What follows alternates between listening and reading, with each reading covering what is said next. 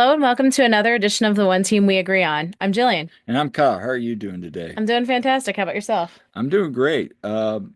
We have an excellent interview planned for you today that we just got done recording.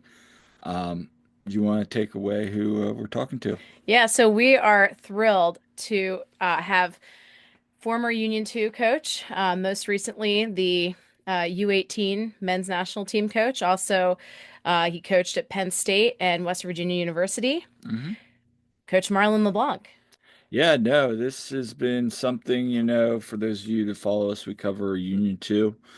Um, just getting to know Marlon Hmm. and along with the players that we've covered, it's just been very nice to finally kind of have a good conversation, sit down since the last time we talked to him, which was the MLS Next Pro Finals. So, yeah, without further ado, we're gonna get right into it.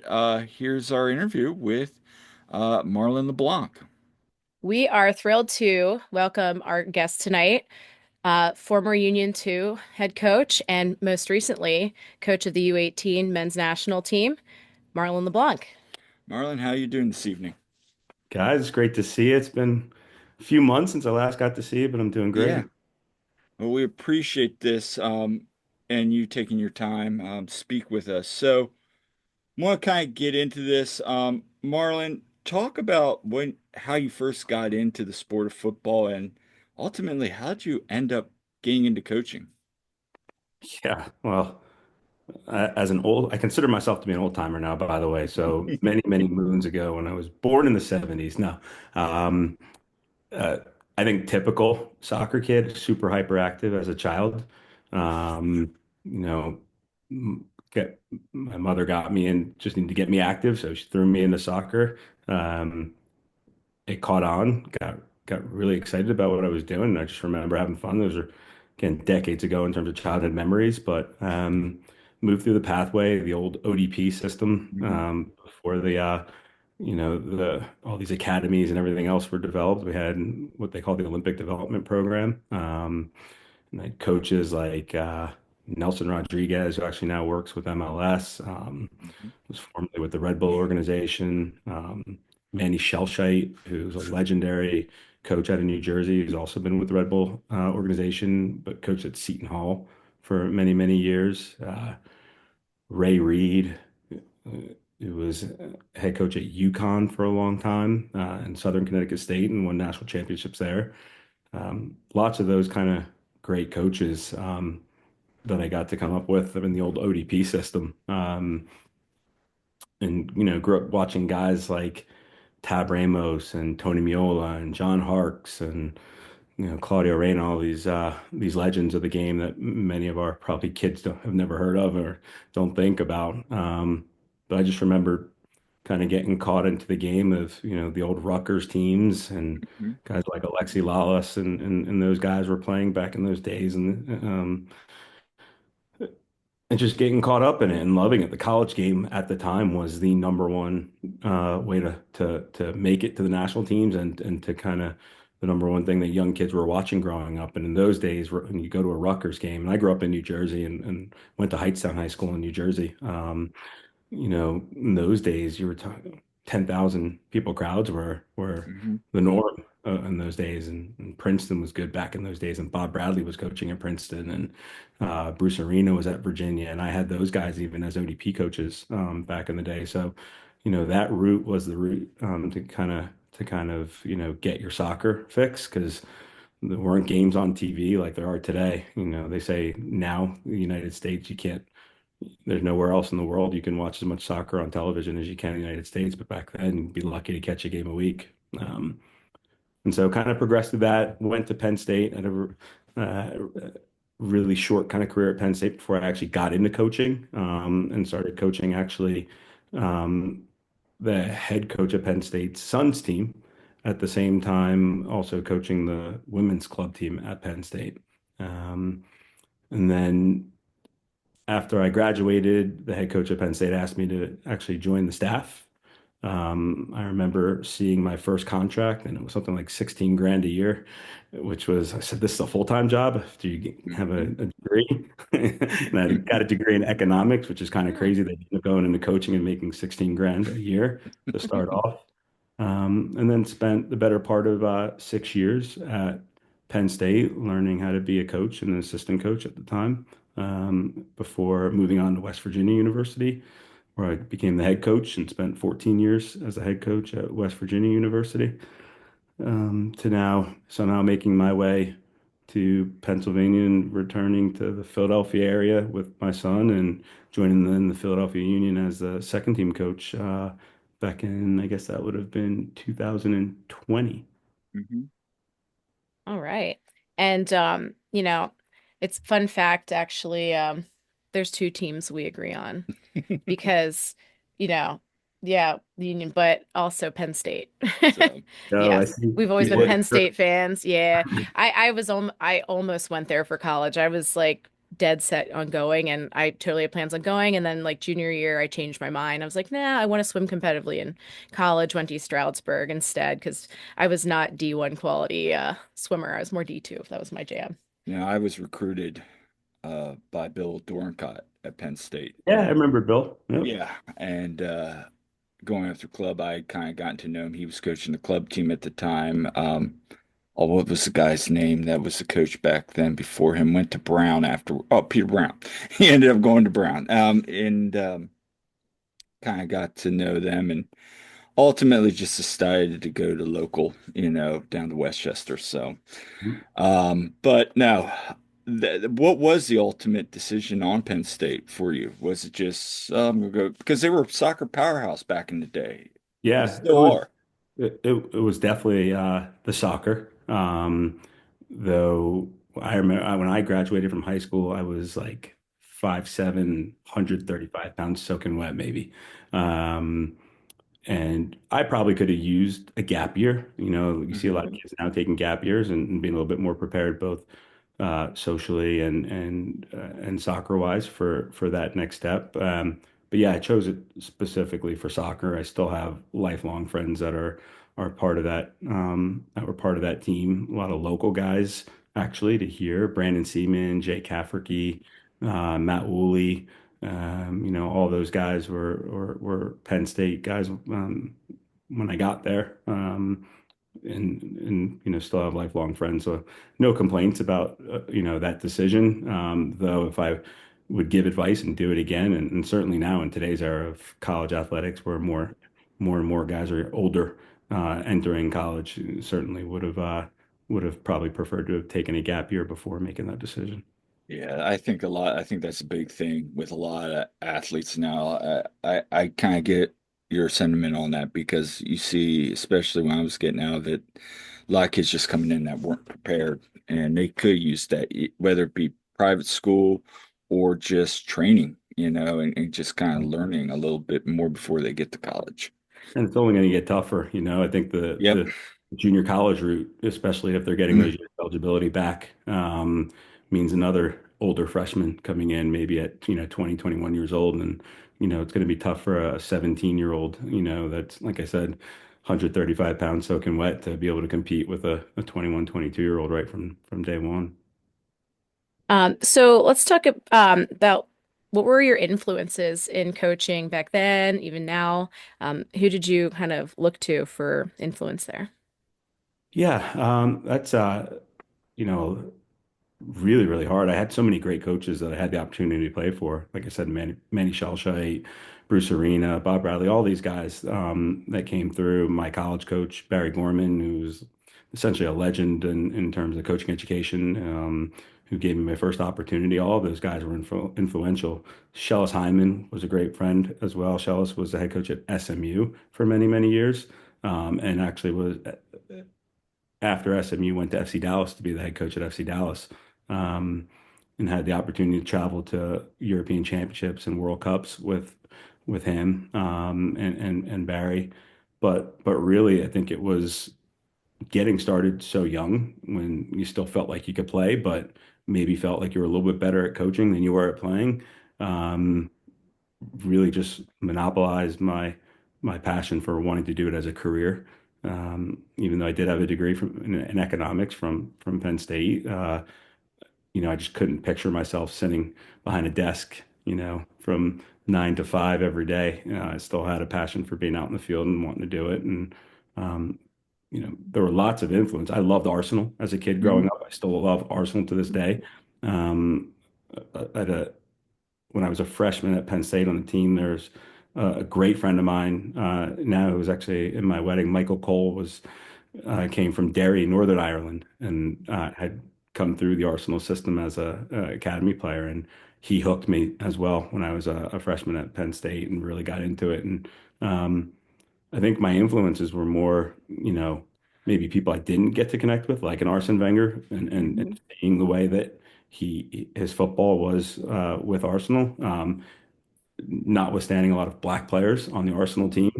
So I think there was a connection to that as well, and seeing him work with that team and the way they played, the Invincibles team Yep.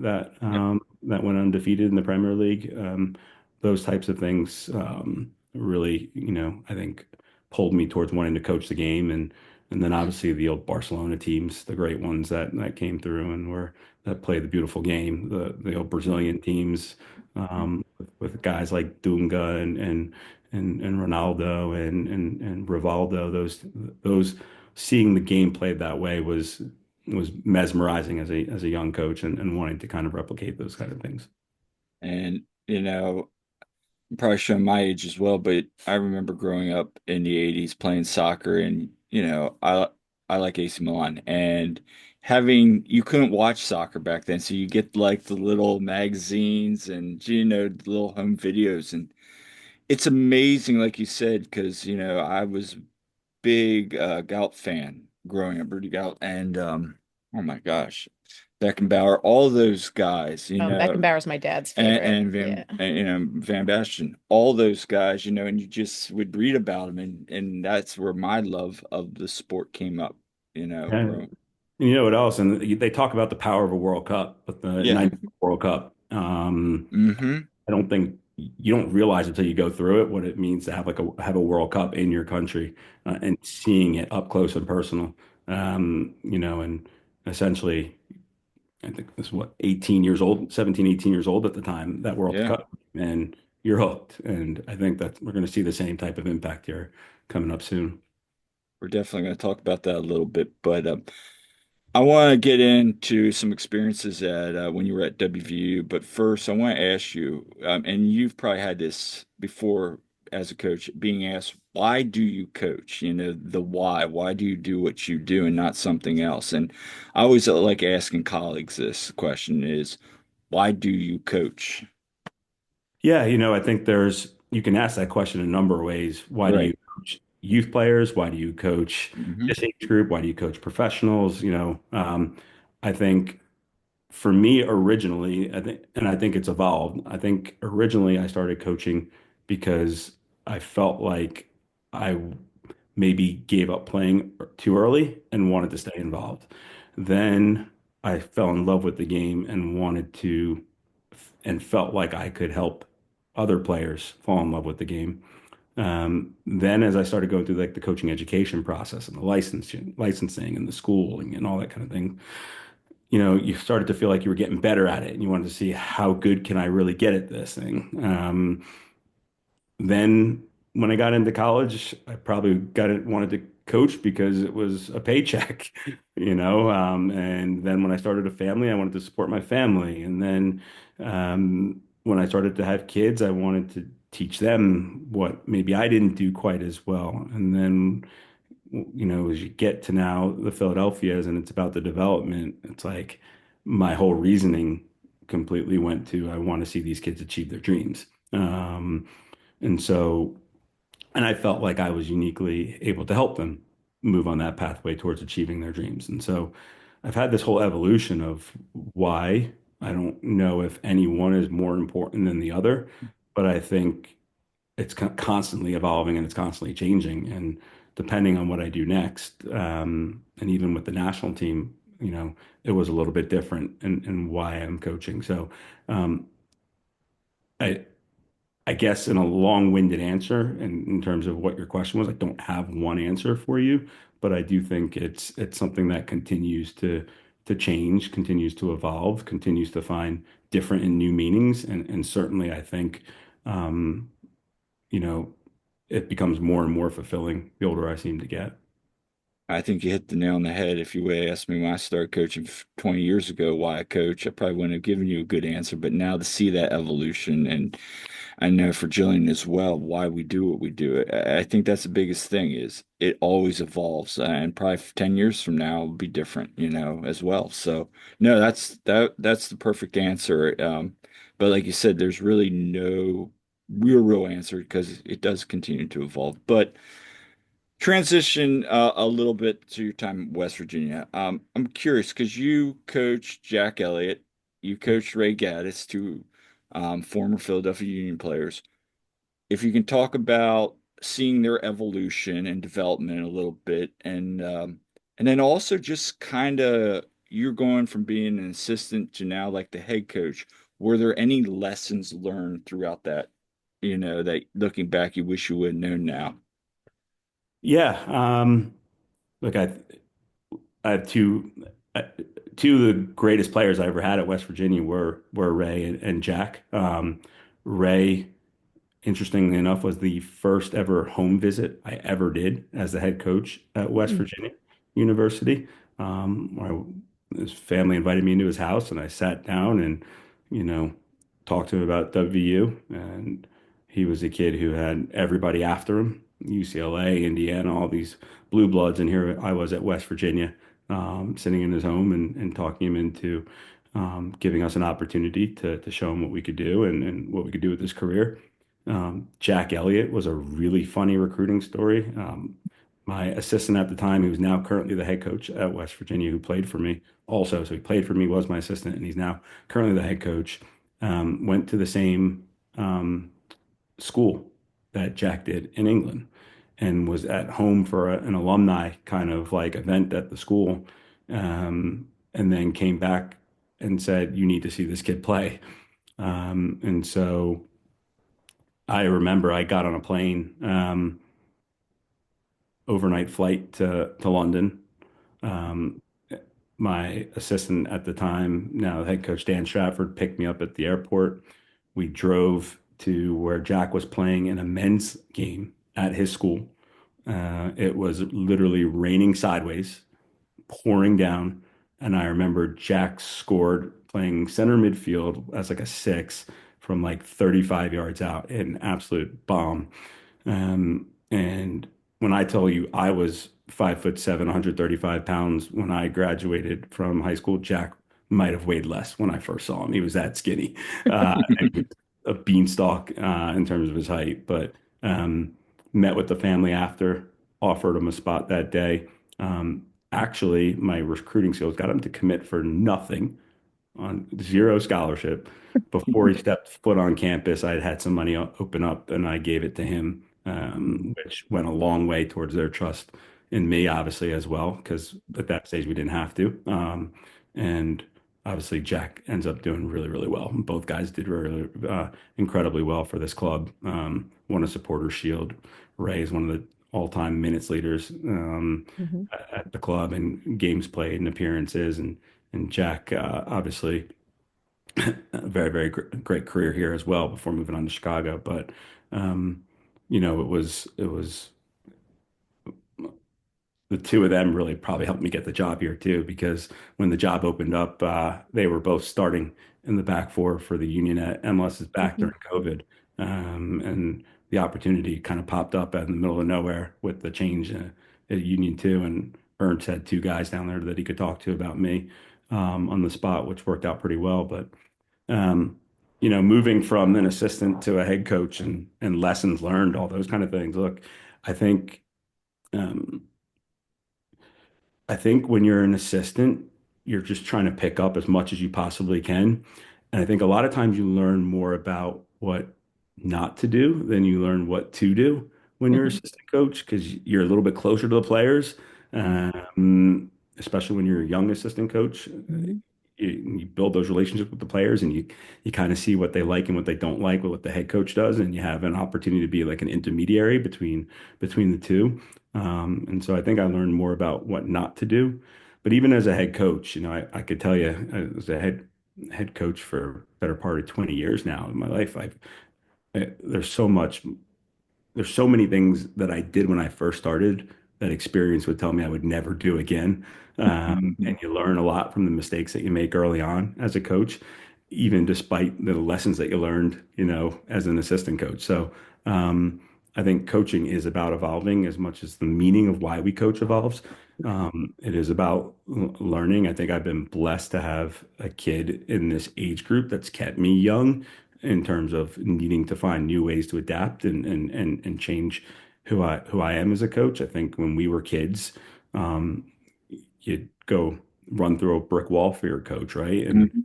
now you got to kind of walk the kids through why they should do it, and they'll ask you why, and they'll challenge you on why. And I think when we were kids, we just did what we were told. And so having probably a kid kind of grow up with me as a coach through the process, I think has also really helped me learn some lessons that I've been able to put into practice with, my most recent experiences too. So let's talk about the transition from West Virginia to Philly. What was that transition like for you? Yeah, it was tricky. It was really tricky for a couple of years, really, because I had I was blessed enough to be on some pretty good long-term contracts at West Virginia over the 14 years I was there. Mhm. But as my son started to get older, we needed to find some new opportunities for him because West Virginia just isn't really known for youth soccer development. So we started off by every week driving him back and forth to Columbus. This was back when Greg Berhalter was the head coach Yep. in Columbus. Um, and that region meant we had to drive to Michigan for games and Indiana for games. And that was really difficult. And Columbus at the time didn't have like a training ground like they do now. And so if they would move their spot. So, one day a week we might be 2 hours and 45 minutes to the east of Columbus for training. And then the next day we might be 3.5 hours on the west side of Columbus driving from Morgantown. But then when they moved the team to Austin before they had the Save the Crew campaign, Yeah. Precourt moved the team to Austin, but they cut the funding on the youngest age groups. And Kellen at the time was playing up 2 years with the 2006s on the U12 team, Mhm. but they weren't going to have a team for him moving forward. And to move up another age group 3 years would have been way too difficult for him at his age. And so we left Columbus, and it worked out great that they were able to save the team, but they lost a little bit of stock in their academy. And I had played with Phil Karn at Penn State, Mhm. and Phil was in Philadelphia running the YSC at the time and coaching the U13s it was. And so Phil invited Kellen out to just come in and train one week. And luckily enough, he did really, really well to the point where he was invited to come back and came back again. And they wanted to add him to the group. So he joined this incredible group of '08 talent that was at the Philadelphia Union at the time was like Anis Saidi and Jordan Griffin and some of the other kids in the academy. It was a top team. The Graham family was very influential in that age group too, because Steve Graham's son Gunnar Graham is part of that 2008 group as well. So um, for a year then, after we left the Columbus Crew, my wife drove my son back and forth to Philadelphia every week, 4.5 hours from Morgantown to Philadelphia. They would leave on a Friday. He'd play in the game on a Saturday, stay through training on Tuesday, and then get back to Morgantown midnight, sometime between midnight and 1 o'clock on a Wednesday morning, and he would go to school for 3 days and repeat. Missed about 60 something days of school. So that became old really fast, obviously. Mhm. And then 2019 rolled around. We decided I was in the last year of my contract, and we kind of kept it quiet. We packed up our home, put it all in storage, quietly began selling the house. My wife, my son, my daughter, God bless her, um, moved to Philadelphia. My wife grew up in Bensalem. Yep. She went to Bensalem High School, so very local. She has family in the area. Moved in with my brother-in-law, her brother, and so the three of them kind of became a little bit of gypsies living in their home for a full year, while I moved into a hotel, long stay hotel in Morgantown again. Told nobody about it, just kind of went about our business. And so we lived apart for the better part of a year after a year of driving back and forth to Philadelphia. So it was a tricky transition. At the end of my contract, they offered me another uh, multi-year deal, but when you're FaceTiming your family every day for that long, it kind of gets old. So we Mhm. kind of packed up and moved, took a leap of faith, um, left, came to Philadelphia, took a little bit of a sabbatical, similar to the one I'm on right now. Mhm. Got to spend a little bit more time with the family, traveled to Brazil with the 2008 team that went over to Brazil, also with their under 17 team, which had Paxton Aronson on it and Jack McGlynn and all these other, and Quinn Sullivan, all those guys, and got to see them up close and personal in Brazil for a couple weeks. And then COVID hit, ironically enough. And so that was a really long period of I'd been hired to kind of work at the academy, but never really got more than a day out in the field at the academy. And then next thing you know, August rolls around through COVID, and Ernst calls me literally the day we put a deposit down on our house, further away from as far away from Chester as we could possibly be in Royersford, PA, and said we want you to take the second team. And so we agreed to it, and that was the crazy transition.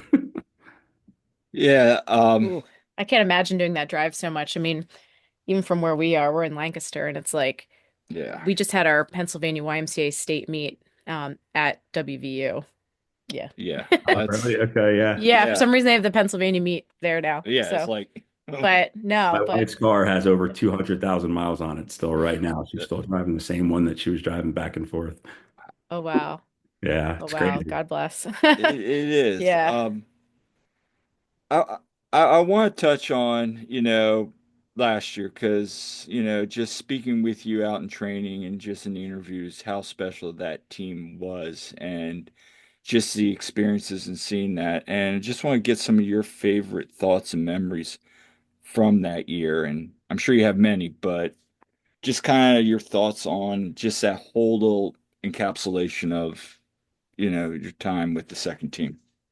Yeah, I think last year really kind of just was a culmination of just a lot of really great work across the board, players, staff, um, collaboration, um, sticking to principles of how we wanted to do it. I think from day one, from probably talking to you guys, and maybe even before talking to you guys, I told you we'd never, ever, ever put winning and the will to win ahead of the development process. Hmm. And Hmm. always believed if we developed properly, the winning would come.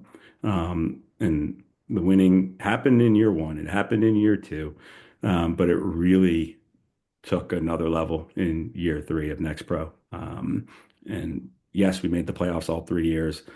It was never the goal to make the playoffs and to win MLS Next Pro. The goal for me was always truly, and it never wavered about the individual development process, and the belief that doing it that way would lead to team success. And I think the best memory was honestly getting to see those guys lift that trophy, because it was everything that it could possibly have been for their individual development and their betterment as players and as human beings, with the success of winning something as a team. And trust me, they had the goal to win. They all wanted to Hmm. win last year. But as coaches, we never made it more important what than what the objective was about, which was doing what we could to help them. And so my greatest success, and I was asked earlier, and I think in the season was, what was your best moment? And it was getting to stand always, and it always has been standing out there with their shirts. And that was the prize. That was the trophy. Hmm. Because that was ultimately the number one goal and ambition.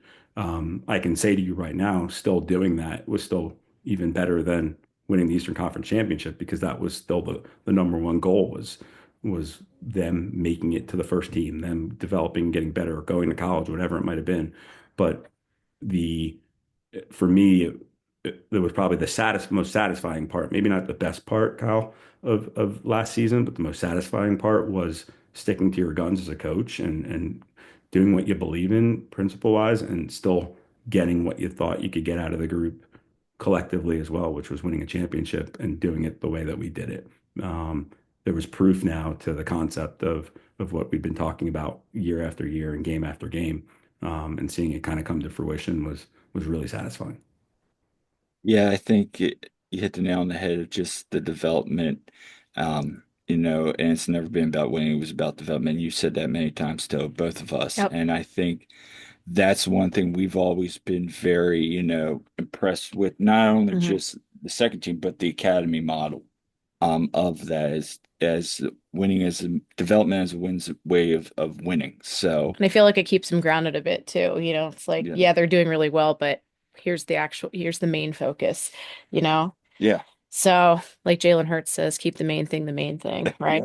Yeah. Exactly. And But look, yeah. everybody's different, right? Like, Yeah. Yeah. and no one's to be begrudged for saying, it's about winning and you got to win Hmm. to be able to do it. Like, there is no right or wrong way. But I can say wholeheartedly now, if you truly believe in something and you're willing to stick to it, um, you'll find out whether you're right or wrong along the way. And like I said, it was really satisfying to say, okay, we did it our way and it worked.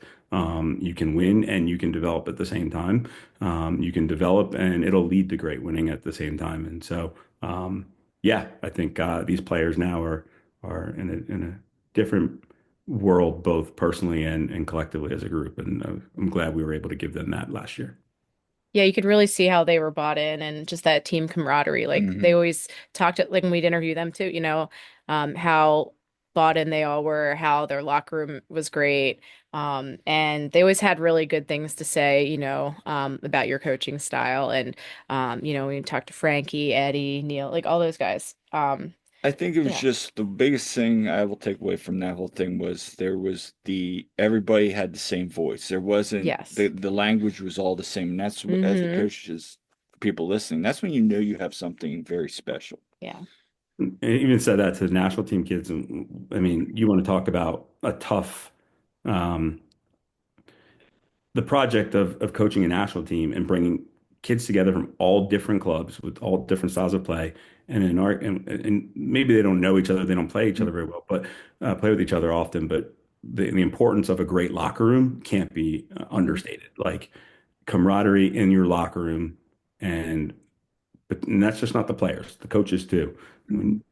When you're together, you can overcome a lot of obstacles. And our team last year was 9.9 times out of 10 younger, Mhm. more inexperienced, um, you know, not as big, not as strong, but we had a locker room that was undeniably stronger than, just about everybody we played against. And it allowed us to at least be competitive every single match. And when you have that and you have a team that's united on that front, a lot of times you don't have to be the better team. You just got to be the better team of the day. And we had that last year for sure.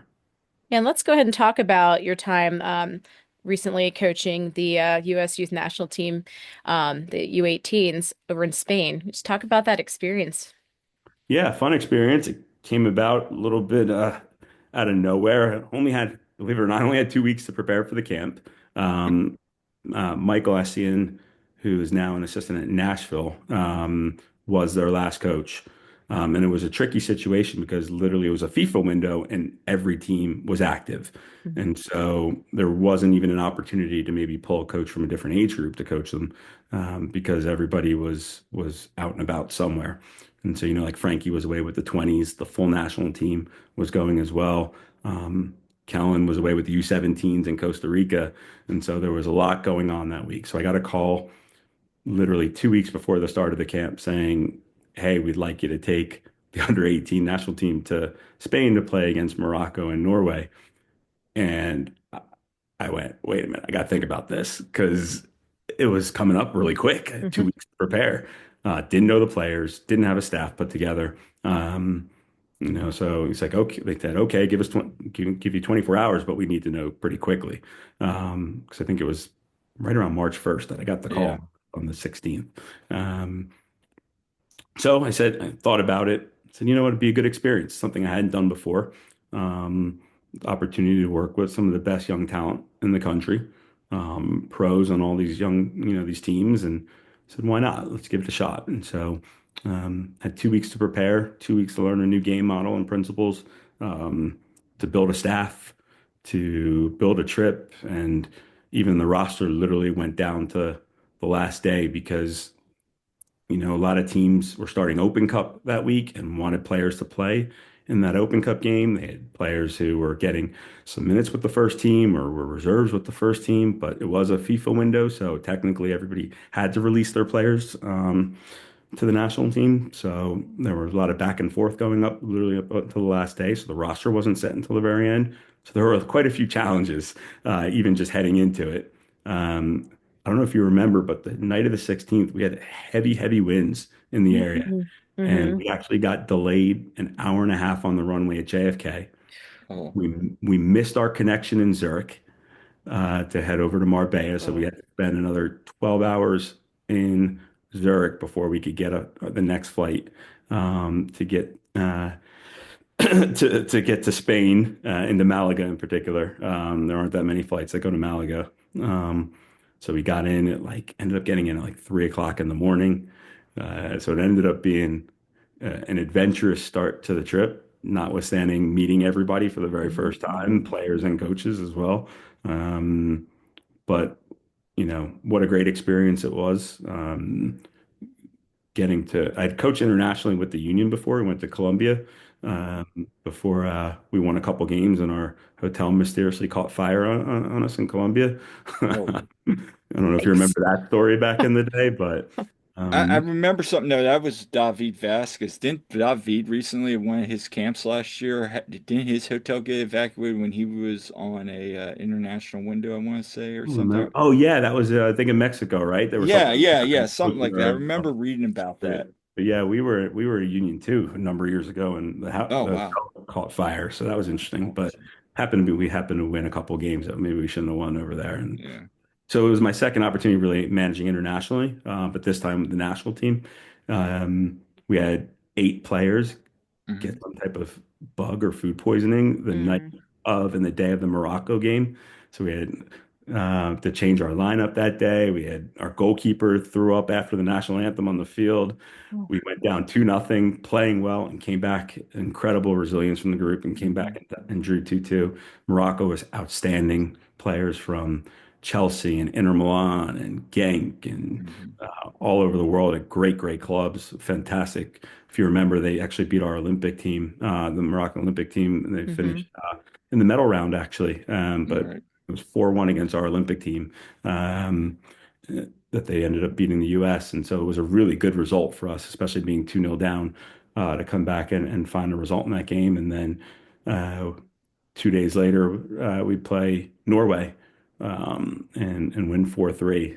So I'd have to say it was a pretty positive first national team coaching gig. I went into it saying, I'll take it for this window. It wasn't really super. Everybody kept asking me, do you want to coach permanently at the national team level? And originally my initial thought was no. I don't know if I could handle not seeing my team every day and working with my team every day and having that experience and building those relationships. But I got to be really honest with you. I enjoyed the experience a lot. The players are elite players, and so ideas and tactics and things you bring to the table, they adapted to very, very quickly. And the relationships were built really quickly as well. So I enjoyed it a lot. It opened my eyes to that side of things, and certainly something worth thinking about maybe down the line in the future. And how was it working with Neil? Yeah, it was good to see Neil again. I have a great picture with Neil after the event, and I decided to bury it because he's literally twice my size standing in the picture next to him. But it was great to be with Neil again. I put the captain's armband on him for the second game.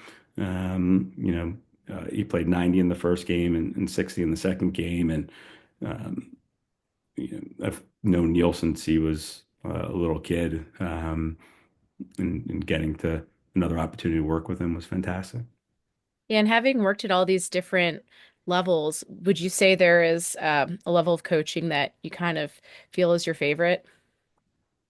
Um, No, you know, I really did enjoy my time with Union 2. I know that's why I'm on here talking to you guys, is because of my time with Union 2. Mm-hmm.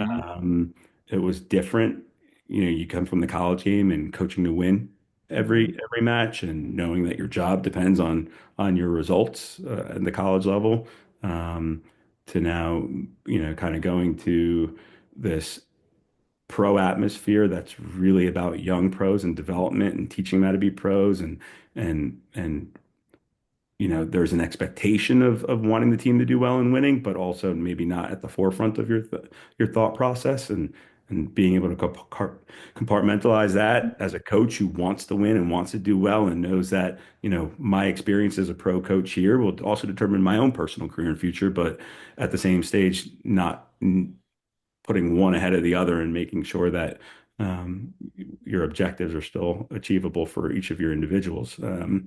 To then coaching a national team where it is about results, obviously, but a little bit of the same kind of experience that you have at the Union, where it is about developing these guys for the senior national team. But you know, it's you got to go and win. You don't go and win at the national team level, then, you know, it speaks to you as a coach as well. And so being able to kind of marry them all together, I wouldn't say that there's one more than the other. I think I'm at the stage in my career where I'm looking to be inspired finally. Hmm. It's probably a little bit more about me also wanting to fulfill some inspiration and not be bored with what I'm doing. Hmm. Um, Still want to be challenged with what I'm doing. Um, you know, the next project that I take on, I think I certainly want some fulfillment from that side for myself as well.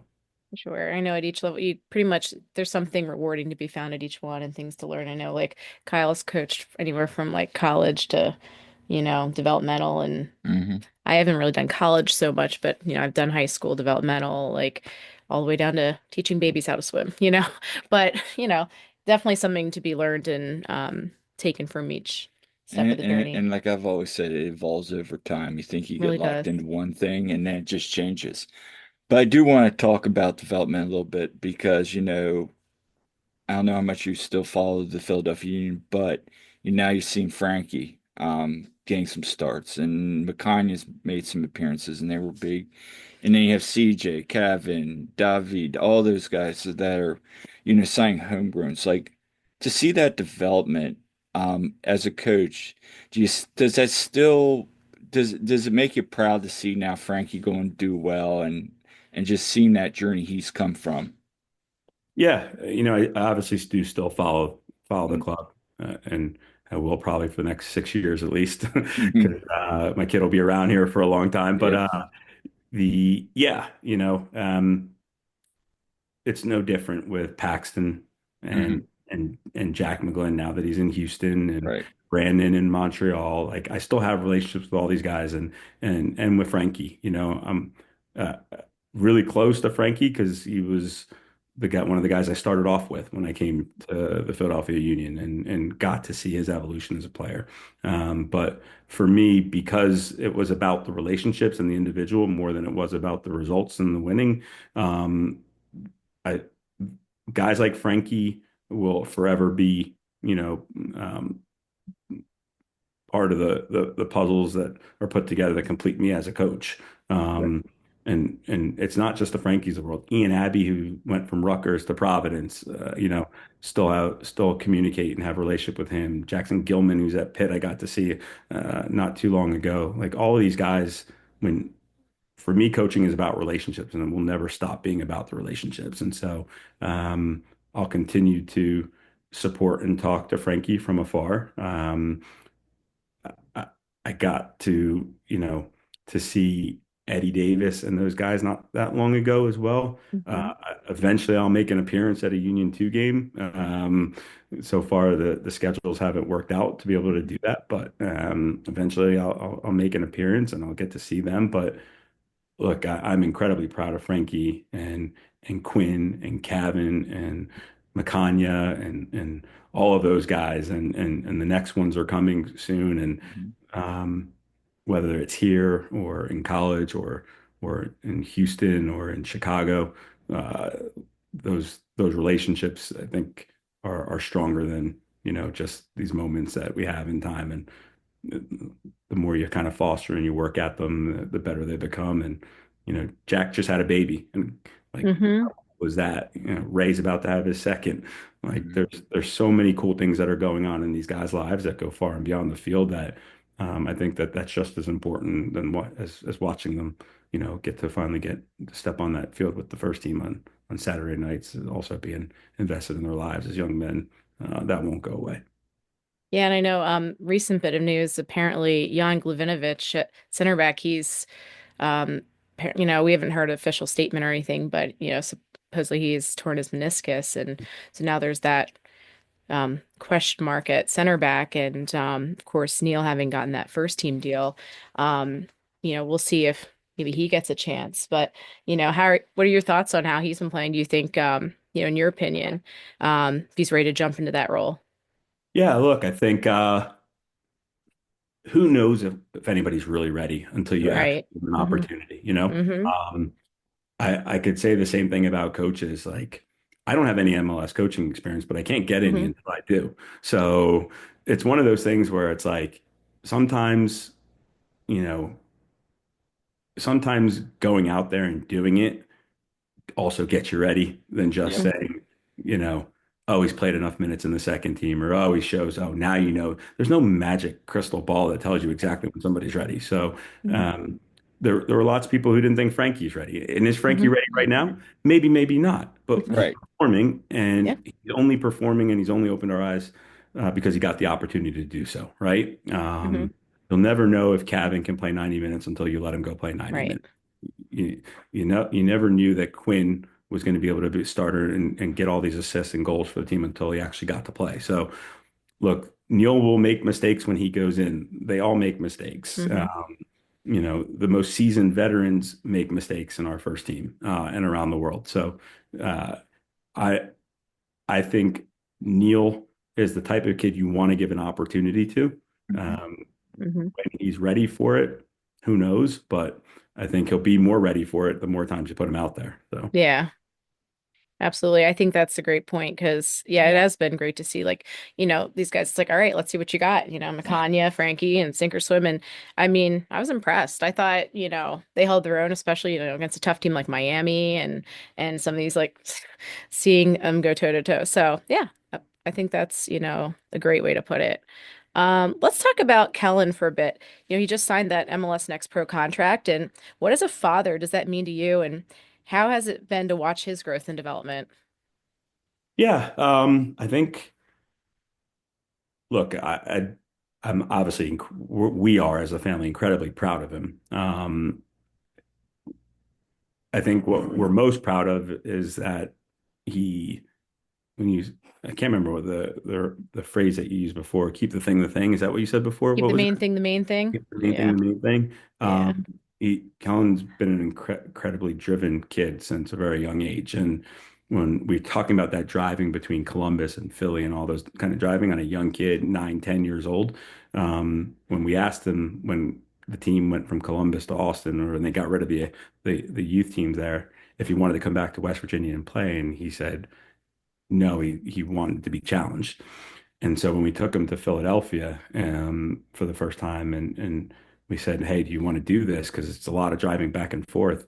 He said, "Yeah, I want to do this," and this was at a very young age. And so a lot of sacrifices that were made, not just from him as a young player, but from his mother driving him back and forth, his sister having to move and give up her friends in high school in Morgantown, and then moving to Philadelphia, and then obviously his father giving up his job. And I think at the end of the day, all any of us ever wanted to see him do was to try his best. And when you make that type of a commitment to a young child to kind of pursue their dreams, all you want to do is see them happy and see them try their best. And we told them right from the start, if you do your best and you make the thing, and you don't make it, will be 100% satisfied as long as you do your best and you gave it everything you got. And he certainly did. And kind of seeing his evolution now as he's growing and getting taller and stronger Mhm. and physically more able. He's starting to now really kind of break through, and more people are noticing it, in particular now the national teams as well, because he was in it very young. As a U15, a true U14, playing up with the U15 national team. Um, but then he kind of fell behind a little bit from physically as a late developer. And you could probably look at him now and see, he's a lot of legs, but hasn't quite filled into his body yet. So he's still growing, but he grew a lot over last year. And as that happened, he was able to do more and do more with the ball and do more in terms of really bringing out what he has between his ears, which is soccer. Because when you're smaller and younger, you have to learn how to be a better footballer than using physical strength. And now he's starting to combine the two. And it was evident when he got some opportunities with Union 2 last year. That you're like, whoa, okay, wait a minute. He's starting to come through. And I got a little bit of crap because I didn't start him until we went to Toronto and he scored a brace on his first start. But look, we're obviously very, very proud of him. For me, it's a little anticlimactic as being a coach and a father, just because Mhm. we work really hard at this every day since he was a really little kid. But to see him kind of achieve the first part of his dream is really gratifying for him and his family. But as the coach in me doesn't go away, he's just getting started, and he knows that this is the first contract, and in a lot of ways, it'll be harder to get the second one than it was to get the first one. And so it's a start of a whole new journey. The first one was getting to this point. Now he's starting another one. But we're really proud of what he's doing, the national team success recently as well, and Mhm. scoring in his international debut, even though we kind of made fun of him a little bit. Congrats on scoring, even though it was a 20-second goal and Right. it was a blowout. But it still doesn't take away from the fact that you got to score for your country. And then now with Union 2, and then eventually with the first team, this is going to be a journey, and he's just at the forefront of it. Yeah, when I interviewed him, Jameer and Jordan about that, and that's one of the things he said to me was, I know that this is just the start of the journey, and they all three did. So, and just to see those guys at that age understand that, so I think, yeah, I think like even Jameer and them are still in the academy technically, even though they go up with the second team. Like just to see that they understand that progression, it's just you don't hear that from every kid that age, that they're understanding that they're still plateaus and they're still young yet too. Oh, So, absolutely. so And it's been great to see that, progression that you've been on and to see them perform on that international level. I mean, that was really exciting. And just see that growth. Like we've seen so much growth from all of them. And, Kellen yeah, just not only has he just grown as a player, but even just talking to him, he's really been very thoughtful in his responses and able to talk about that really well. for sure, for sure. So that's been great. We like to remind Kel that, and Brendan Sullivan and I have this theory that the some of our best young products in Philadelphia have also had their fathers as their coaches. And so, Brendan has Kevin and Quinn, and the Mhm. twins, and Kellen with me. Uh, Andrew Craig was a player himself, and with Brandon and his younger son Andrew, Mhm. Rusty Aronson with Paxton and Brendan, Paul McGlynn with Jack, Mhm. and there's so many more now with kind of soccer evolving in this country that Right. parents bring up their kids. But even just at the Union, like that group right there, and you kind of look at it and like, yeah, we've got something going on with fathers and their sons and kind of the development process. Yeah, and it's not always easy being the coach's kid. I speak from experience. My dad was my swim coach, but I think he was harder on me than anybody else, and I had to prove, I felt like I need to prove that, I earned this, and but yeah, it was also really special though. I mean, I loved that my dad was my coach, honestly. So, Yeah. Yeah, two more topics, and again, we appreciate your time, Marlon. But I want to talk about U.S. soccer as a whole. Now, since you've been up with the national team, where do you see this country continuing to improve in the sport, and where do you still feel it needs to develop? Yeah, wow, that's a big question. Yeah, Look, I think we've got players playing all over the world now, right? The yeah, highest levels and winning trophies at the highest levels.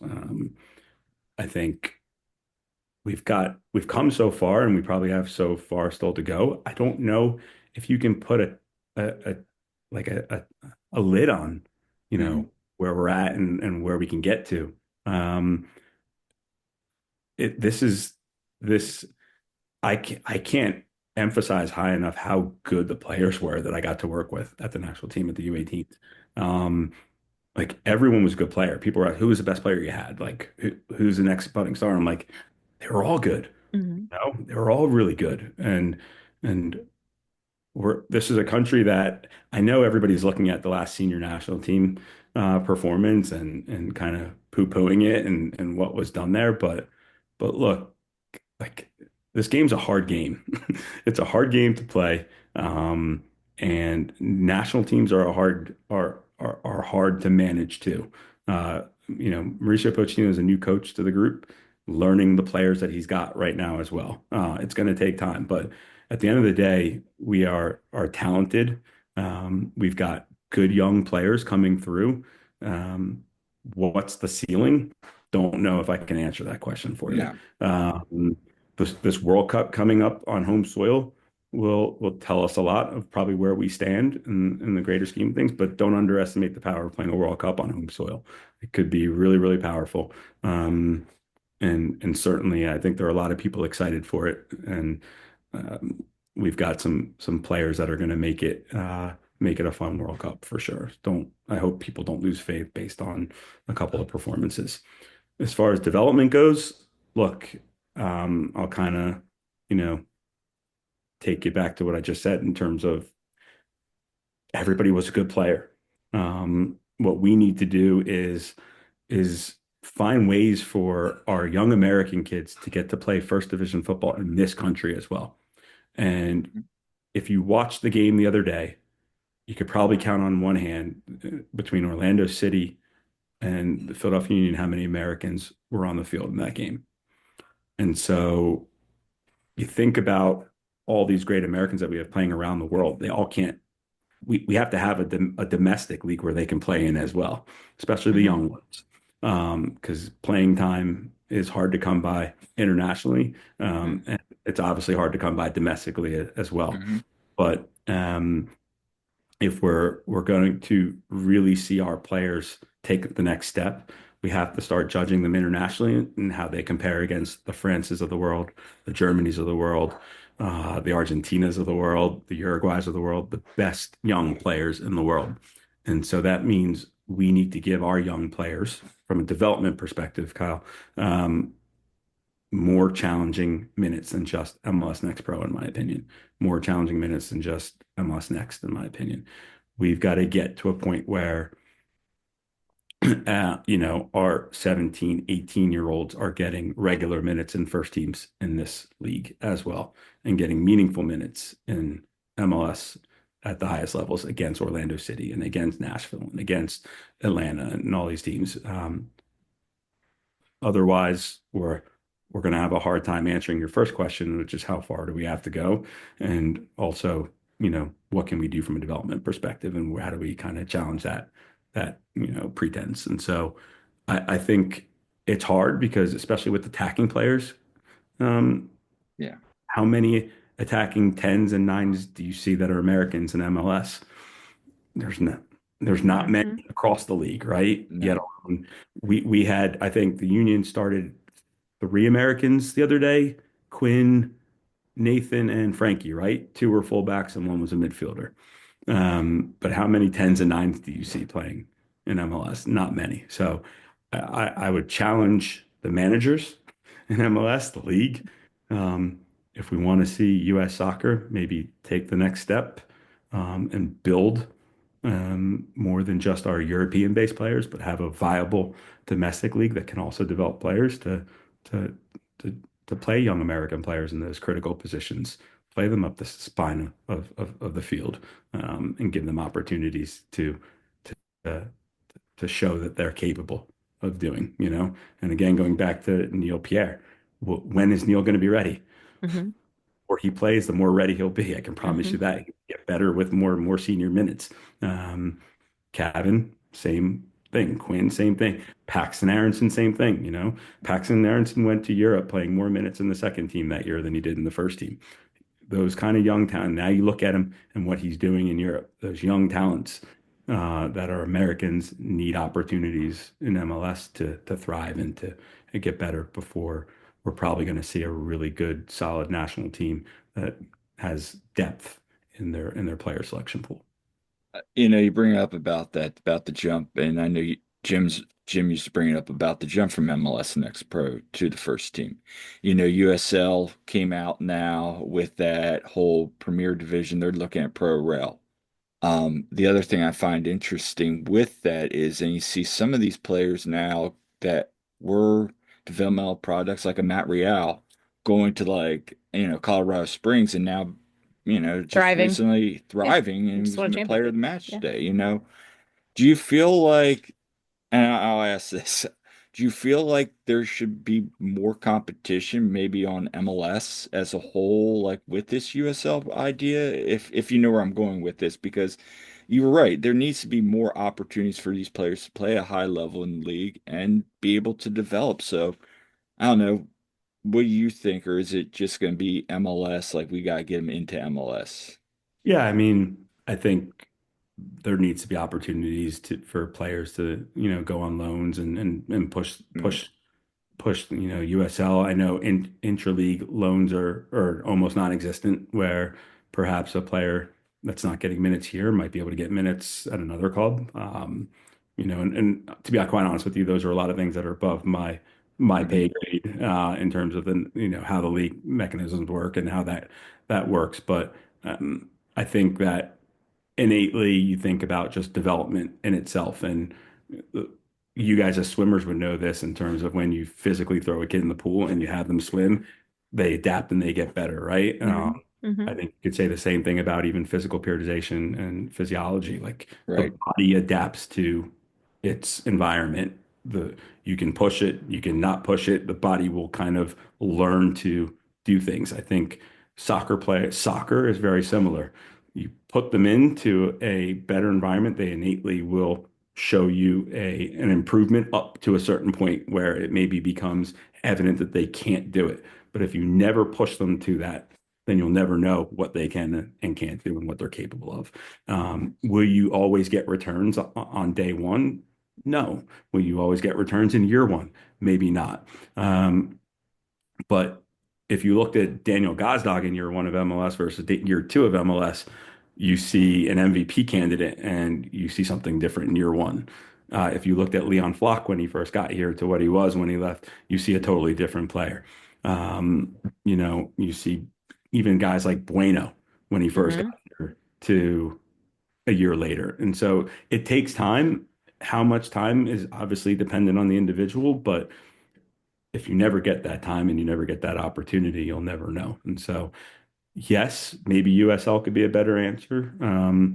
But I don't necessarily even think that MLS Next Pro isn't a good answer. People want to say that MLS Next Pro is not that good. USL has what, a 20-year head start on MLS Next Pro. Right. And you can argue that the 3 years of MLS Next Pro, what it was in year one to what it was in year three, Hmm. is significantly higher than even now in year four compared to year three compared to year one. And Right. take the same analogy we just used with the player from year one to year two. One league will take time, but I think that there's still development that can be had there, but I think you can certainly outgrow an environment pretty quickly, and then you have to find new ways to challenge players for sure. That's a very good point. Yeah, absolutely. I think, it is getting better and better and, exciting to see where it goes. Look at Um, Blake from year one to year three, and now he's started 5, 6 games in MLS. yeah. Right. Nobody would have ever thought that. in year one of MLS Next Pro for Frankie. No one Yeah. would have ever thought that heading into year three of MLS Next Pro for Frankie, but it did its job. Could it have done a better job? Possibly, but it's prepared him and he's Oh yeah. gone into the first team, and no one's had any complaints about Frankie Westfield in the first team. We probably see a lot of other areas we want to complain about, but Frankie's not one of the first ones that come to mind. Yeah, actually, the fan response, at least from everything I've heard, has been like really, really positive. They're seeing what we already knew, seeing what we saw, with all Union too. So it's been really exciting. And you kind of touched on this a little bit, but just talk about, what are your future goals and anything you can share with future plans. I know you kind of alluded to that a little bit, but anything that you plan to accomplish moving forward. Yeah, I think right now I'm again from a professional standpoint just looking for something inspiring. Did have some off-season opportunities. I won't dive too much into it, but there were some opportunities in the off-season that just didn't feel like the right next move for me.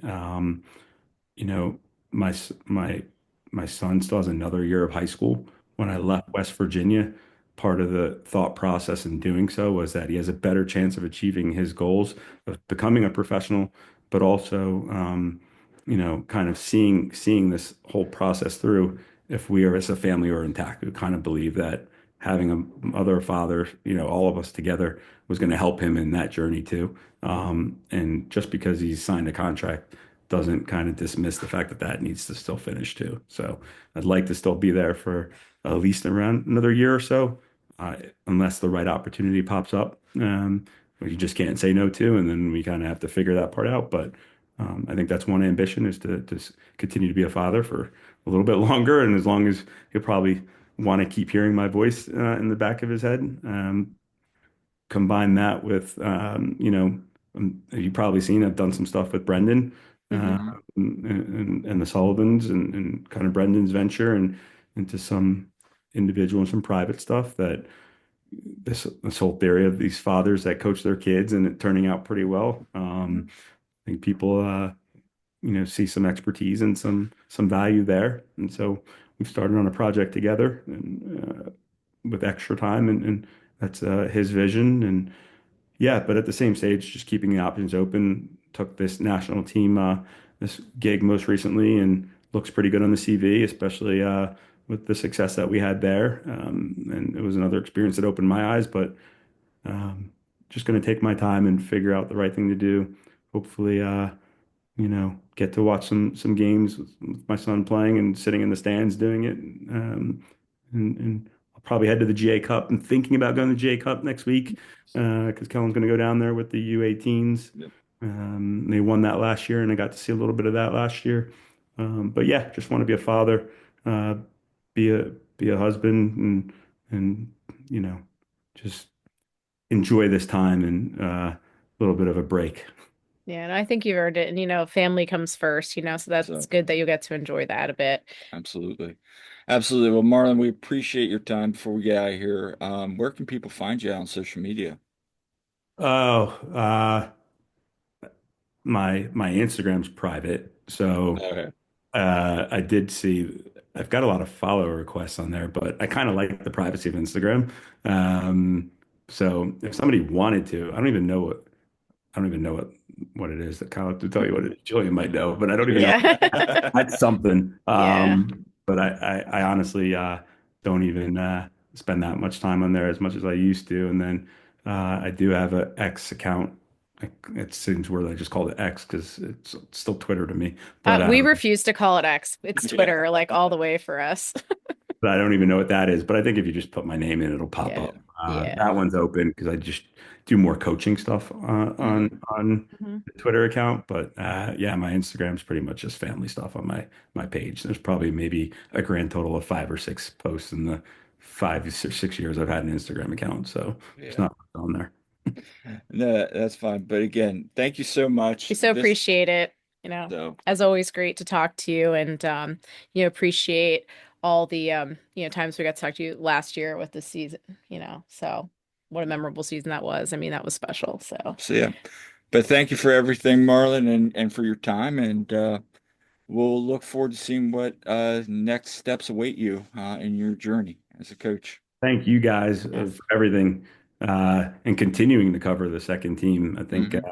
it's been really cool is when I talked about the growth of the second team. You guys had a big part to play in that too because people took notice and certainly you saw it at the end of the year when there were thousands of people in the stands when they got to play in the Eastern Conference Final. So thank you for that and all the support that you always gave us.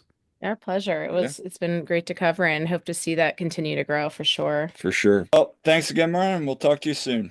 Yes. Absolutely. Take Right. care, guys. Right. Yep. All right. Well, that was a wonderful conversation with Marlon, and thanks again to Marlon for coming on and chatting with us. Yeah, no, that was great. And, just talking about him growing up, his coaching, just the evolution of coaching as coaches ourselves, just listening to him process, you know, and then processing his thoughts about, the evolution of him as a coach, Hmm. his beliefs and values, and then also talking about his, the sacrifices, with Kellen. Right. And, It's a unique perspective. it is. It really, really was. What stood out to you? I just have always appreciated his view on development and really preaching development, and that success will come, but you need to build a good foundation with these players.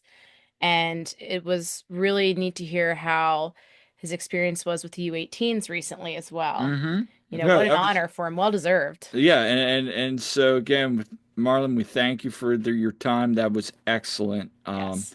And we really appreciate it. So, before we get out of here, where can people find us at? So you can find us wherever you get your podcasts. We are literally like everywhere. We have our website, theoneteamweagreeon.com. We are also on socials on Twitter and Blue Sky at TOTWAG. We're on Facebook and Instagram at The One Team We Agree On, and our YouTube channel as well. And find us individually on I'm on Twitter. I refuse to call it X. On at silly double underscore Jilly. I'm on Instagram at the same thing as well, silly double underscore Jilly. And um, I'm on Blue Sky at Jillian Almany, and you, Kyle, can be found at Coach Almany pretty much everywhere. Yeah, and NYCFC is coming up this weekend. Hmm. No, with and the show we really didn't get into it, but we will be up there. We'll be covering the game. Hmm. So if you see us up there, say hi. But we're looking forward to that, and we're also going to be down in Chester on Thursday for the probably when this gets posted, we'll be down there tonight. Actually, because I think this is going to come out on Thursday. So we'll be down for the Union 2 games. So if you see us there, say hi as well. Yeah, it's gonna be a great week. Lots of great content coming your way. Yes, there is. And so this has been all for this episode of One Team We Agree On. Make sure to like and subscribe and leave us comments because we love hearing from you. Let us know what you thought about the episode. And yeah, love your feedback. Until next time, I'm Kyle, I'm Jillian. and we'll see you at the game.